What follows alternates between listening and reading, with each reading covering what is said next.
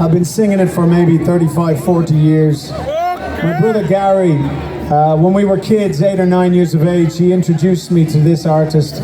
He used to play the song all the time, the album, in the car going to school.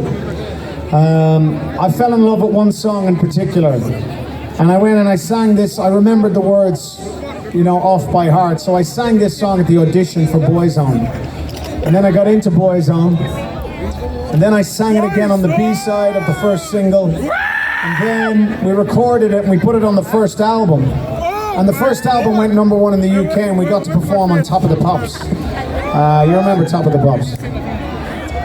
So we decided to sing this song, and the guy who originally sang it, Cat Stevens, he came down to Top of the Pops to hang out, and I mean, it's crazy. I'm sitting there in the canteen with one of my musical heroes, someone I've been singing his song, flashback to my mum's car, a little Nissan Micra, driving to school at 8, 9 years of age, singing these songs, and here he is sitting in front of me. We become friends, and then another 10 years later I recorded again, and we duet this song together.